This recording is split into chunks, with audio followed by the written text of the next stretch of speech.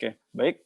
Selanjutnya contoh lagi untuk perhitungan sederhana di sini yang perlu diperhatikan lagi di R itu untuk variabel huruf kapital atau huruf kecil itu sangat diperhatikan.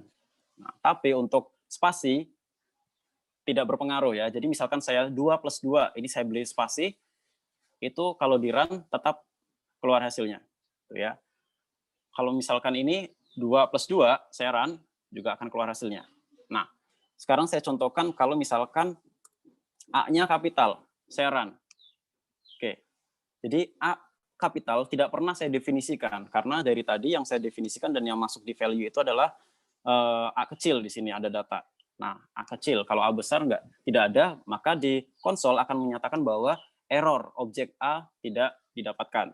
Nah, kalau didapatkan seperti itu, kita, oh ya ternyata ada yang salah. Kita ganti lagi A-nya dengan A yang huruf kecil. Kemudian, ini perhitungan lain kalau pengurangan. Ya, ini titik 2 bukan pembagian, tapi urutan, sequence. Nah, ini pembagian 4, garis miring 2, ini pembagian. Kemudian, 2 ditambah 2 dikalikan 3. Nah, ini juga akan mengikuti aturan matematika. Jadi dikalikan dulu, setelah itu dijumlahkan. Nah, kemudian ada beberapa statistika deskriptif yang bisa didapatkan di sini, atau perhitungan yang lain. Ini saya berikan contoh fungsi sederhana untuk mencari akar, kemudian eksponen, bisa. Ya. Dan di sini juga tidak hanya karakter berupa huruf saja, bisa berupa nama juga, misalkan Bayu 3 gitu ya. Kemudian Adi 4. Nah, Bayu dikalikan Adi. Nah, ini juga keluar hasilnya. Jadi seperti itu, tidak harus satu kata saja, satu huruf saja untuk namanya. Ini juga sama untuk Oke, beratnya belum ada ya. Ini tidak perlu saja karena beratnya belum didefinisikan. Ini juga sama sebenarnya untuk mencari rumus X bar secara manual. Kalau X bar sebenarnya juga sudah ada di R, gitu ya. Ini ada min. Nah, oke. Setelah itu kita lanjut ke penyajian data, di mana ada beberapa plot yang akan saya jelaskan. Tadi Pak Rahmat juga sudah sempat menyebutkan mengenai ZWD. Jadi ini di sini kalau saya lebih suka mengkopikan nama foldernya di mana, saya masukkan di sini, berarti folder saya ada di sini, data saya yang akan saya masukkan ada di folder ini. Nah, kemudian saya akan mendefinisikan dari data. Nah, data bisa dari CSV, dari Excel, ataupun saya menggunakan Notepad. Ini TXT. Jadi kalau data dari Excel harus diubah dulu ke TXT atau CSV. Nah, saya definisikan kelimpahan itu sebagai read tabel. Jadi membaca tabel dari file data, di mana header-nya berarti nama-nama variabelnya ada. Saya run. Nah, ini akan muncul di environment. Nah, oke.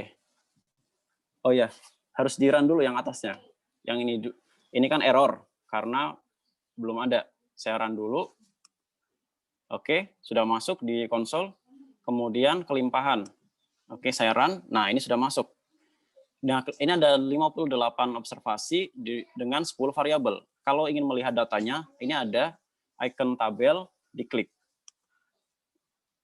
Oke, di sini sudah muncul datanya. Nah, kemudian kita kembali ke script. Nah, ini datanya ada tahun, transact, cover, ikan, dan lain-lainnya. Nah, kemudian saya run. Namanya di sini variabelnya contoh, tahun, transact, dan lain-lainnya. Ada 10 variabel. Kemudian saya buat plot. Ini fungsi untuk membuat plot. Di sini cara yang pertama kita menggunakan ini. Jadi dari data kelimpahan kita ambil covernya saja. Kemudian dari data kelimpahan kita ambil totalnya saja. Nah, ini saya run. Kemudian saya run. Nah, sudah muncul ya di plot. Ini sudah muncul di plot hasilnya. kalau mau dibalik, misalkan jadi yang di depan itu adalah variabel Y. Ya, variabel Y, saya run. Nah, nanti oke.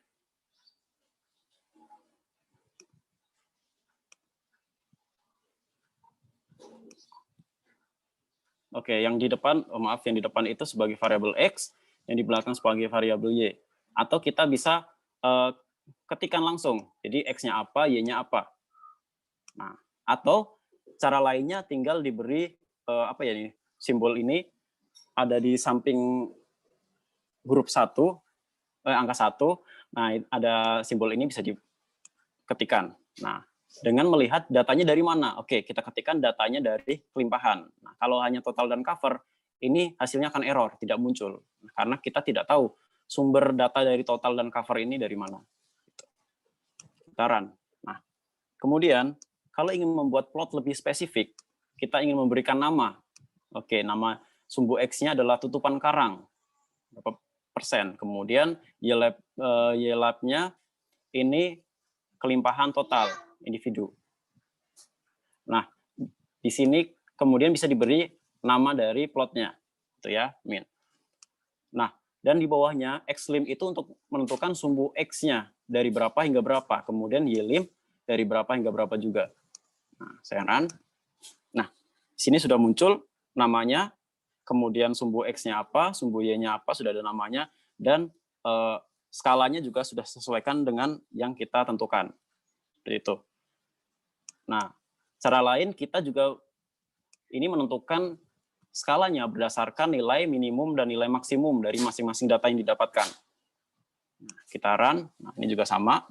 Angkanya di bawahnya akan menyesuaikan dengan data minimum dan maksimum. Nah, di sini ada beberapa data penelitian itu yang kosong. Jadi ini not available-nya kita remove. Jadi kita hilangkan. Nah, hasilnya juga akan sama sebenarnya, karena data saya itu semuanya full. Nah, selanjutnya, seringkali kita ingin membuat tampilan dari plot kita lebih bagus. Jadi kita akan merubah, seperti memberikan warna, merubah bentuk karakter. Kita coba yang pertama, kita merubah karakter. Nah, merubah karakter untuk fungsinya masih sama, hanya bedanya di sini. PCH-nya kita buat 19. Jadi sebenarnya PCH itu sampai 25. Jadi ada 25 variasi. PCH itu apa, Gus? PCH, jadi kalau misalkan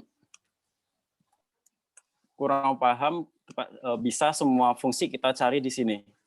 Di help, terus ketikan PCH. Di sini, seperti PCH itu karakter dari bentuk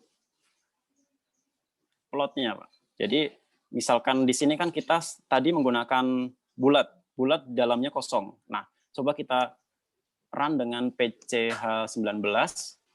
Nah, ini menjadi bulat dan ada isinya. Nah, sekarang kalau misalkan 7, saya run, oke, jadi seperti ini. Jadi totalnya ada 25. Nanti bisa dikombinasikan.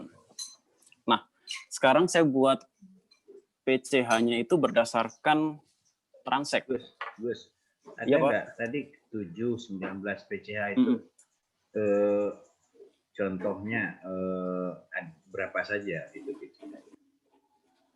Gimana dapat? Itu kan ada harus coba kan tadi 7. Iya, Pak. Ada 19. Di textbook ada beberapa, Pak. Nah, itu kan muncul itu. Jadi PCH 2, PCH 3, PCH 4, PCH 7, PCH 10 itu apa aja. Oke, jadi bisa dicobakan gitu kan.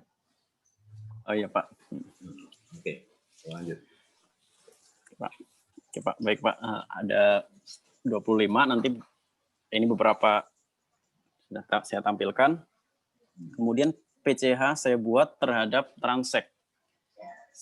Sebelumnya saya tunjukkan lagi datanya. Transeknya itu 1 sampai 8. Nah, jadi dari R ini akan memunculkan karakternya 8 karakter. Jadi saya run. Nah, di sini muncul 8 karakter. Karena saling menumpuk jadi kurang kelihatan. Nah, kemudian ada beberapa yang ingin memisahkan karakternya berdasarkan tahun. Jadi di sini dari samplingnya ada 2 tahun.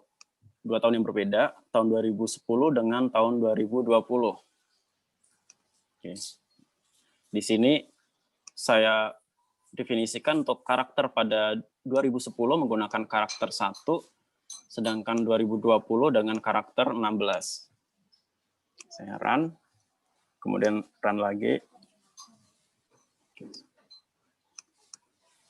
Nah, sudah didapatkan dari kelimpahan tahunnya ini untuk membedakan karakter dari plotnya. Nah, ini sudah keluar di konsolnya.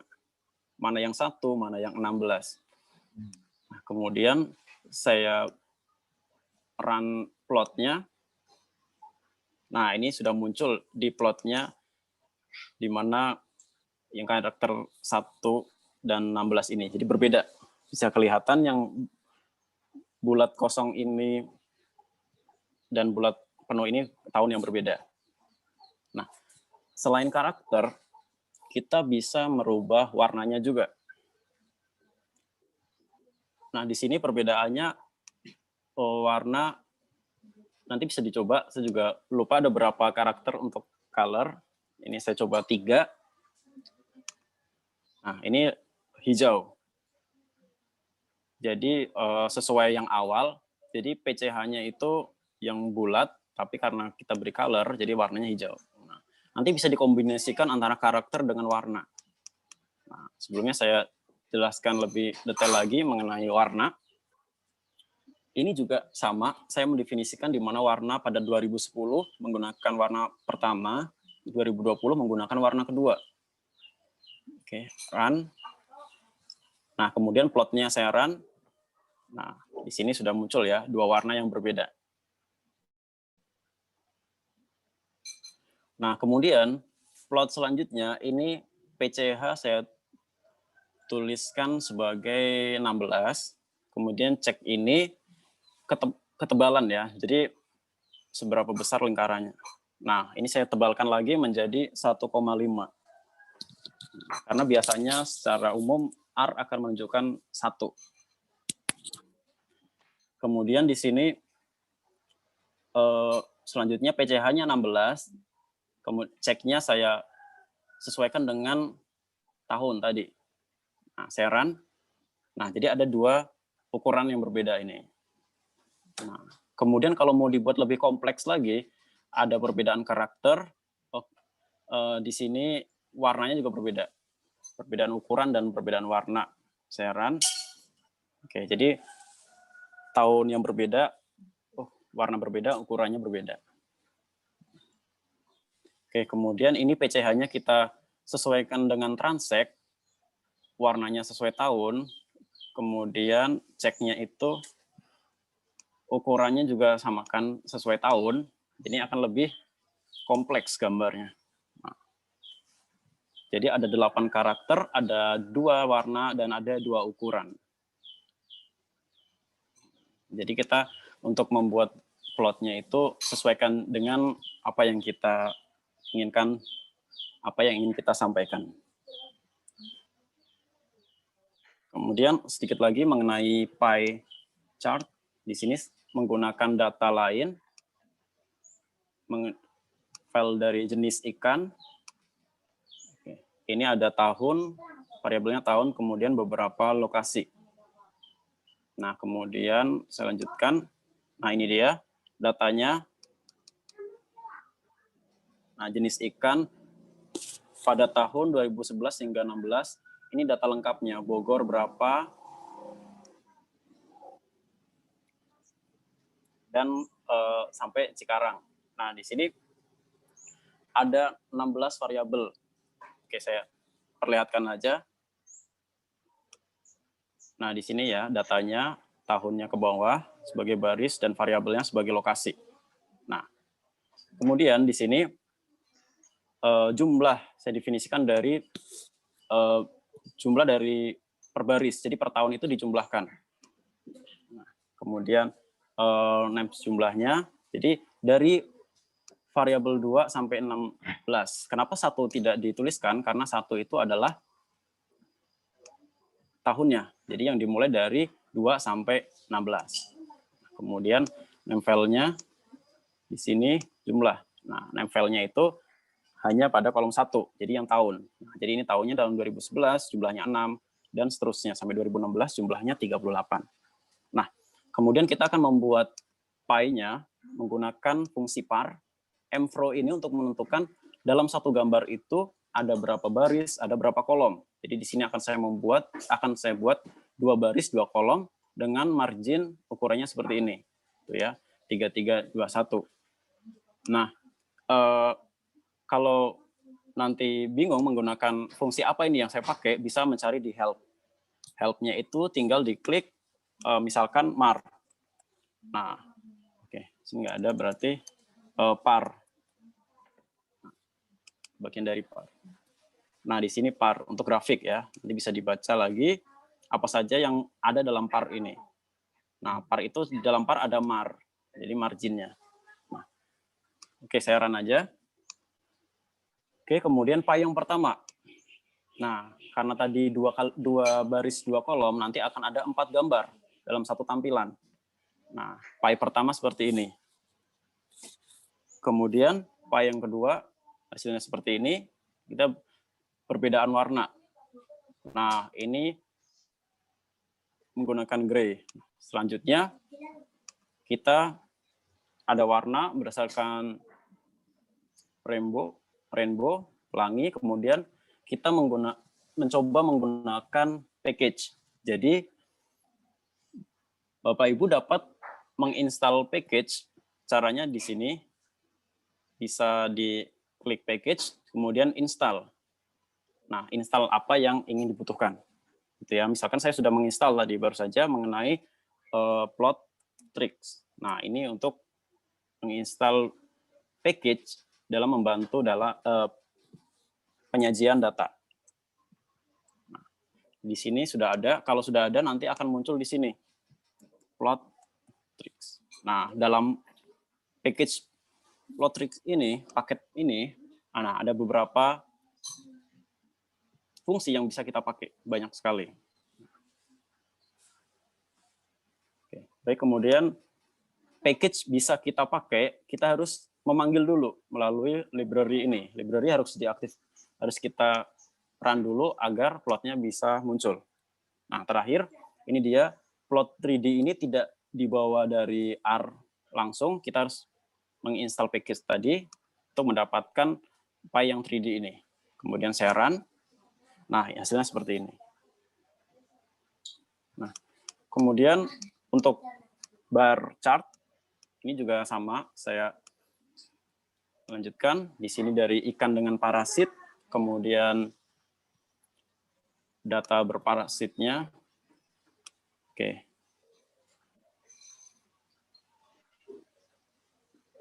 Oke, berparasit sudah ada. Ini ya data parasit. 6 observasi, 16 variabel. Nah, ini dia. Samajat mengenai tahun dan ikan-ikan yang ada parasitnya. Nah, ini sama, parasit.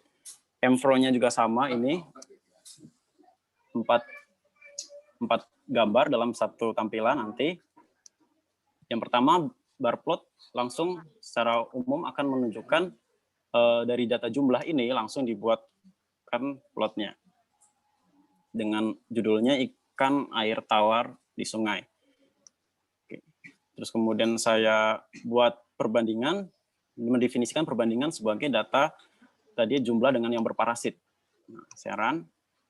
Kemudian bar plot perbandingannya, nah ini dia jumlah berparasitnya.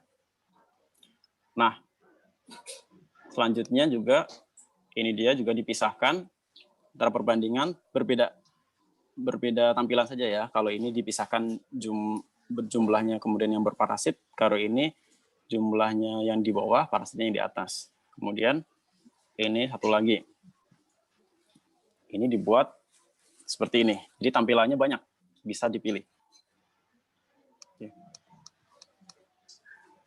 Untuk plot yang terakhir, box plot, datanya juga sama, masih sama. Nah, ini bar plot yang pertama dari data kelimpahan yang diambil hanya pada total. Nah, oke.